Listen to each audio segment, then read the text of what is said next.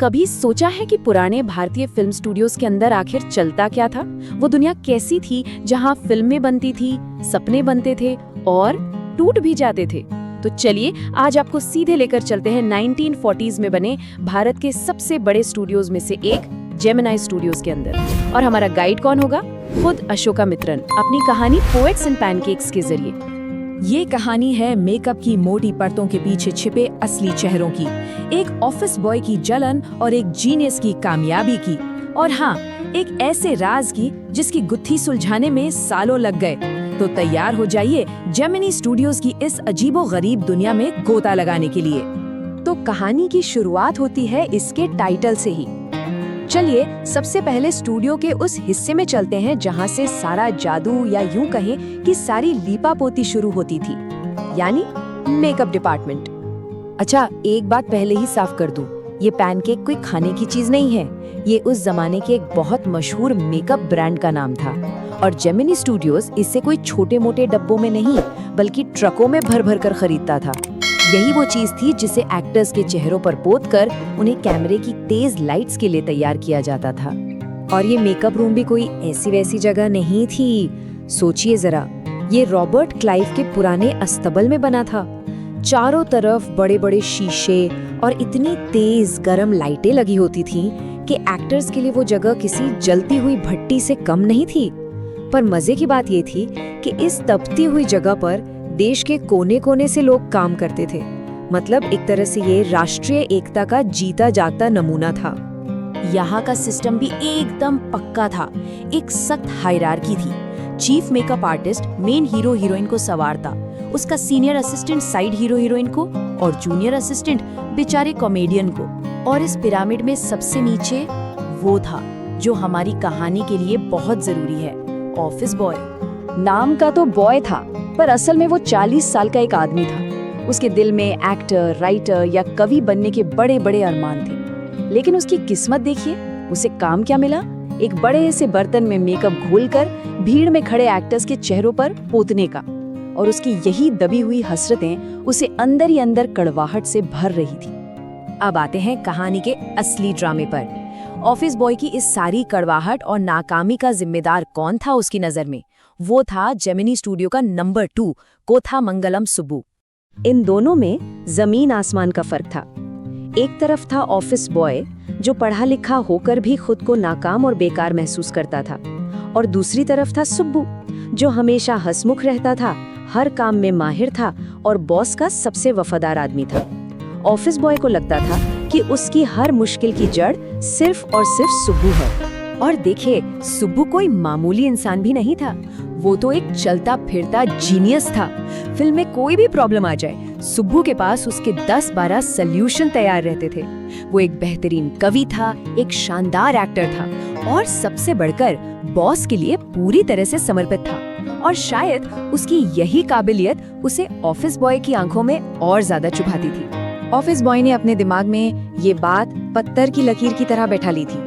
उसकी जिंदगी में जो भी बुरा हो रहा था, जो भी नाकामी मिल रही थी, उन सब का जिम्मेदार सिर्फ और सिर्फ एक ही इंसान था, कोथामंगलम सुब्बू। अब कहानी में एक बड़ा ही दिलचस्प मोड़ आता है। जेमिनी स्टूडियो की अपनी इस बंद दुनिया में बाहर से 2 ऐसे मेहमान आए जिन्होंने वहाँ के लोगों को पूरी तरह हैरान कर दिया। साल था 1952 और स्टूडियो में आए मोरल रीआर्मामेंट आर्मी यानी MRA के लोग। कोई छोटा मोटा ग्रुप नहीं, 20 अलग अलग देशों से आए 200 लोगों का पूरा काफिला। और स्टूडियो के बॉस SS वासन ने बाएं फैलाकर उनका स्वागत किया। MRA की टीम ने स्टूडियो में 2 नाटक पेश किए। उनके सेट्स और कॉस्ट्यूम्स इतने कमाल के थे कि तमिल थिएटर पर सालों तक उनका असर रहा। कहने को तो वो नैतिकता और अच्छे विचारों की बातें करते थे, लेकिन पर्दे के पीछे उनका असली मकसद कुछ और ही था। वो असल में एक अंतर्राष्ट्रीय एंटी कम्युनिस्ट मूवमेंट थे। खैर, इस ग्रुप के जाने के कुछ ही महीनों बाद स्टूडियो में एक और मेहमान पहुंचा। इस बार कोई ग्रुप नहीं था, बल्कि एक अकेला आदमी था, इंग्लैंड से आया एक कवि। और बस यहीं से शुरू हुई असली पहेली। आखिर ये कवि था कौन? किसी को कुछ नहीं पता था। क्या वो सच में कवि था या कोई एडिटर? जेमिनी स्टूडियो के लोग, जो मुश्किल से 1-2 अंग्रेज कवियों के नाम जानते थे, पूरी तरह से कंफ्यूज हो गए थे।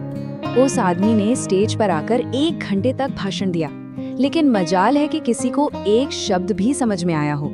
उसका इंग्लिश एक्सेंट इतना भारी था और उसका टॉपिक इतना अजीब कि सब बस एक दूसरे का मुंह ताकते रह गए। उस दिन के बाद उस कवि का आना जेमिनी स्टूडियो के इतिहास की सबसे बड़ी अनसुलझी पहेली बन गया। ये पहेली सालों तक पहेली ही बनी रही। फिर किस्मत ने कुछ ऐसे पासे फेंके कि सालों बाद इस राज पर से पर्दा उठना शुरू हुआ। अब रहस्य खुलने वाला था। स्टूडियो छोड़ने के कई साल बाद हमारे कथावाचक की नज़र एक ब्रिटिश मैगजीन पर पड़ी जिसका नाम था द एनकाउंटर। बस यूं ही उत्सुकता में वो उसके बारे में और जानने के लिए एक लाइब्रेरी पहुंच गए। उन्हें क्या पता था कि ये छोटी सी उत्सुकता उन्हें सालों पुरानी एक पहेली के जवाब तक ले जाएगी। जैसे ही कथावाचक ने मैगजीन के एडिटर का नाम पढ़ा, उनके दिमाग में बिजली सी कौंधी। नाम था स्टीफन स्पेंडर। अरे ये तो वही कवि था। आखिरकार उस बेनाम रहस्यमयी चेहरे को एक नाम मिल गया। लेकिन अब सवाल और भी बड़ा हो गया था। आखिर स्टीफन स्पेंडर जैसा आदमी जेमिनी स्टूडियो में कर क्या रहा था?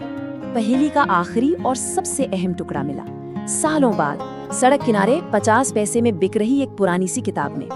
किताब का नाम था द गॉड दैट फेल्ड। ये किताब 6 बड़े लेखकों के निबंधों का एक कलेक्शन थी। इन सब ने अपनी कहानी बताई थी कि कैसे वे कम्युनिज्म यानी साम्यवाद की विचारधारा से जुड़े और फिर कैसे उनका उस विचारधारा से मोहभंग हो गया। और इन 6 लेखकों की लिस्ट में एक नाम था स्टीफन स्पेंडर। और बस सारी कड़ियां एक एक करके जुड़ गईं। रहस्य पूरी तरह सुलझ चुका था। जेमिनी स्टूडियो के बॉस मिस्टर वासन को स्टीफन स्पेंडर की कविताओं से कोई लेना देना नहीं था। उन्हें तो स्पेंडर के एंटी कम्युनिस्ट विचारों में दिलचस्पी थी। वो अजीबोगरीब, समझ न आने वाला भाषण दरअसल पोएट्री पर नहीं, पॉलिटिक्स पर था। जेमिनी स्टूडियो की ये कहानी हमें एक बहुत बड़ा सवाल सोचने पर मजबूर करती है। हमारी दुनिया जिसे हम देखते हैं, समझते हैं, उसे पर्दे के पीछे से चलाने वाली असली ताकतें कितनी बार राजनीति और विचारधारा जैसी चीजें होती हैं जिनका हमें उस वक्त शायद अंदाजा तक नहीं होता। अगर आपको ये वीडियो अच्छा लगा हो तो इसे लाइक करें और वीडियो को अपने दोस्तों को शेयर करें। इससे हमें और वीडियो बनाने का मोटिवेशन मिलता है। ऐसे ही और वीडियोस देखने के लिए SDS एजुकेशन एकेडमी को सब्सक्राइब करें और बेल आइकॉन दबाएं।